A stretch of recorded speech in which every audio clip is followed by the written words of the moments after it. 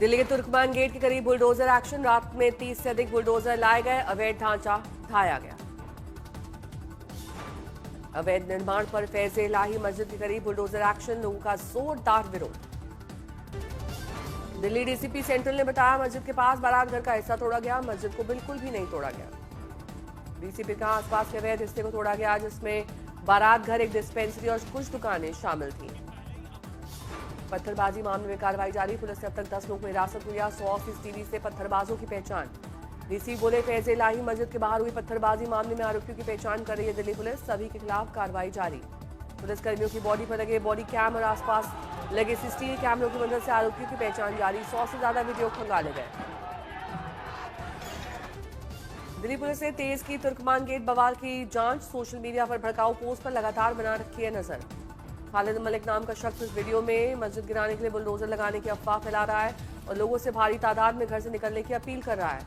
दिल्ली के तुर्कमान गेट पर एमसीडी अतिक्रमण कार्रवाई पर कांग्रेस नेता संदीप दीक्षित का बयान। कहा, अदालत के आदेशों का पालन कर रहे अधिकारियों पर हिंसा गलत है। दिल्ली में अतिक्रमण कार्रवाई पर याचिकाकर्ता प्रीत सिरोही ने कहा, जब मैंने दरगाह इलाही परिसर पर शोध करना शुरू किया तो पाया कि सार्वजनिक भूमि पर अवैध निर्माण है। अतिक्रमण कार्रवाई पर आप विधायक गोपाल राय ने बीजेपी पर हमला बोलते हुए कहा, जब से बीजेपी सरकार सत्ता में आई है, पूरी दिल्ली में लोगों को बेघर करने का अभियान चल रहा है। दिल्ली में पीने के पानी की शुद्धता सुनिश्चित करने के लिए जल बोर्ड ने जारी किए सख्त निर्देश। पानी की आपूर्ति व्यवस्था पर 24 घंटे नजर रखी जाएगी। जल मंत्री परवेश वर्मा ने पेयजल में मिलावट रोकने के लिए जल आपूर्ति पाइपलाइन की नियमित और सघन जांच के आदेश दिए। दिल्ली में सीवर लाइन के पास पानी की पाइपलाइन पर कड़ी निगरानी। रिसाव और क्रॉस कंटैमिनेशन की तुरंत मरम्मत के आदेश। दिल्ली में पानी की सैंपलिंग और टेस्टिंग बढ़ाई जाएगी। रंग, स्वाद और बदबू की शिकायत पर तुरंत कार्रवाई।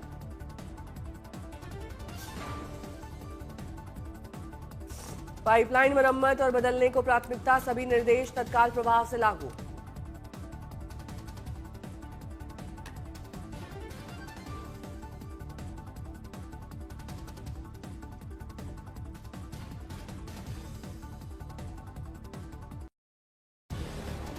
प्रदेश क्रिकेट बोर्ड के बीच बढ़ा तनाव। आईसीसी ने बांग्लादेश क्रिकेट बोर्ड की मांग को किया खारिज। टी20 विश्व कप का मैच भारत के बाहर खेलने का बांग्लादेश की मांग को आईसीसी ने ठुकरा दिया। आईसीसी ने कहा, टूर्नामेंट के कार्यक्रम में कोई बदलाव नहीं किया जाएगा।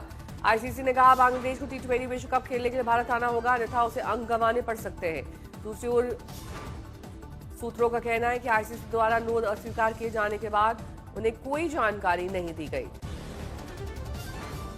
भारत के साथ रिश्तों पर डोनाल्ड ट्रंप का बयान। मोदी मेरे अच्छे दोस्त, लेकिन वो मुझसे खुश नहीं है। रूस से तेल खरीदने पर ट्रंप ने नाराजगी जताई। ट्रंप का दावा, मोदी ने उनसे मिलने के लिए खुद समय मांगा था। बांग्लादेश चुनाव से पहले हिंदुओं पर हमले जारी। बढ़ती हिंसा में हिंदुओं से डर। भारत और बांग्लादेश में विरोध प्रदर्शन। लगातार 2 हत्याओं से 18 दिन में 6 हिंदुओं की मौत। बांग्लादेश के हिंदू समूह और संगठन भी अत्याचारों के खिलाफ विरोध प्रदर्शन तेज। बांग्लादेश के नरसिंगडी जिले में कारोबारी मालिकों ने विरोध प्रदर्शन किया। भारत के कई हिस्सों में फिर से विरोध प्रदर्शन शुरू। सरकार से कार्रवाई की मांग बढ़ी। वीएचपी ने सीमा व्यापार रोकने की मांग की। आज भी विरोध प्रदर्शन जारी रहने की संभावना। यूपी में एसआई ड्राफ्ट में 2 करोड़ 89 लाख वोटर्स के नाम कटने से भड़के सियासी शोले। बीजेपी बोली, गलत नाम कटे हैं तो आपत्ति दर्ज कराएं। चुनाव आयोग के अनुसार यूपी में 15 करोड़ में से 12.5 करोड़ मतदाताओं ने गणना पत्र जमा किए। मृत स्थानांतरण के कारण 2 करोड़ 89 लाख नाम ड्राफ्ट में नहीं आए हैं। यूपी में 1 महीने के अंदर आपत्ति दर्ज करने का मौका। 6 मार्च को वोटर्स की आएगी फाइनल सूची। चुनाव आयोग ने कहा, जिनका नाम सूची में नहीं है वो फॉर्म 6 भर सकते हैं। नाम सुधार या पता बदलने के लिए फॉर्म 8 और नाम हटाने के लिए फॉर्म 7 का प्रावधान है।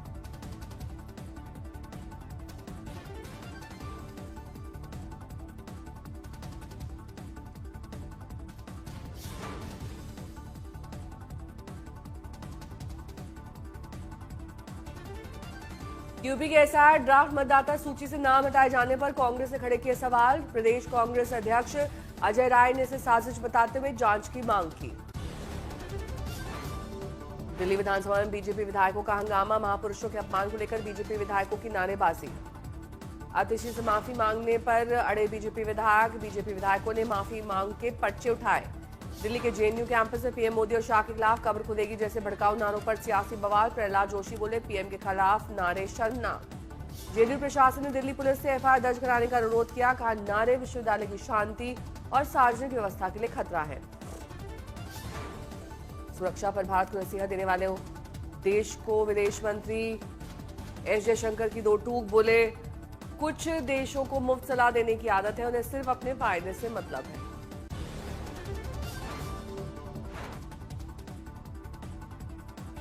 पीएम मोदी का 10 से 12 जनवरी तक गुजरात का 3 दिवसीय दौरा। 10 जनवरी को जाएंगे सोमनाथ मंदिर।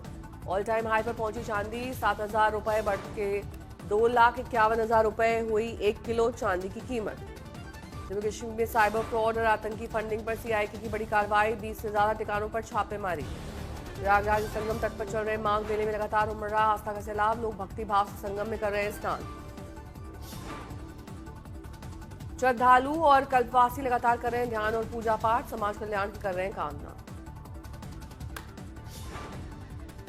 माघ मेले में इस साल 15 करोड़ से ज्यादा भक्तों की पहुंचने की उम्मीद। साल 2024 में 6 करोड़ श्रद्धालु पहुंचे थे। संगम मेले में श्रद्धालुओं के लिए पुख्ता सुरक्षा इंतजाम। एनडीआरएफ समेत कई टीमें घाट पर दिखी मौजूद। संगम नगरी के रेत पर चल रहे माघ मेले को देखने के लिए आस्था के अद्भुत रंग। अपने पहनावे या पूजा पाठ की वजह से चर्चा में है साधु संत। जयपुर में 15 जनवरी को पहली बार होगा आर्मी डे परेड का आयोजन। तैयारियां जोरों पर। 78वें आर्मी डे पर जयपुर बनेगा शक्ति प्रदर्शन का केंद्र। इंडियन आर्मी का दिखेगा शौर्य। महिला रोड पर सेना की परेड, हथियारों की प्रदर्शनी व मॉस लेकर अपाचे तक आएंगे नजर। कार्यक्रम में light and sound show, drone प्रदर्शन और एनसीसी कैडेट्स की भागीदारी रहेगी खास आकर्षण। जयपुर में मेहर रोड पर ट्रैफिक अलर्ट। 9 जनवरी से 15 जनवरी तक बदली रहेगी शहर की रफ्तार। जम्मू कश्मीर के ऊपरी इलाकों में ताजा बर्फबारी। अगले कुछ दिनों में तापमान -7 डिग्री तक गिरने की संभावना। दक्षिण कश्मीर के शोपियां में हो रही ताजा बर्फबारी। मनमोहक नजारे से पर्यटकों के खिले चेहरे।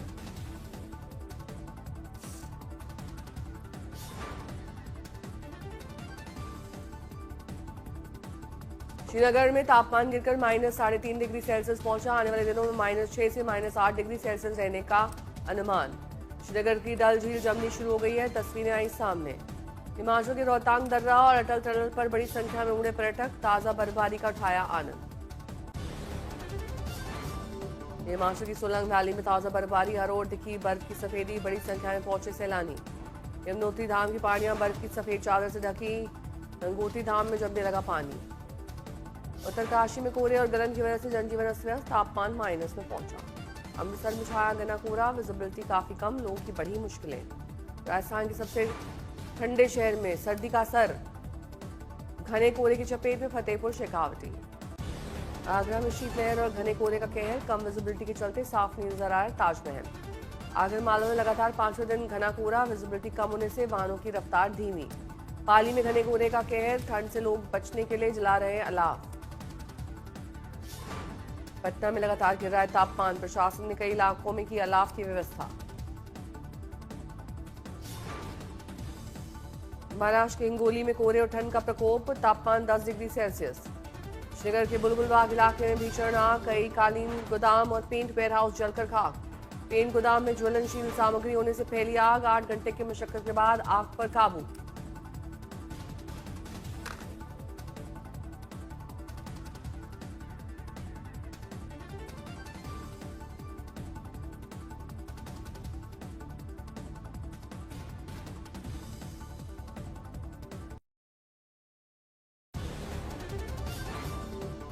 श्रीनगर के बुलबुल बाग इलाके में भीषण आग। कई कालीन गोदाम और पेंट वेयरहाउस जलकर खाक।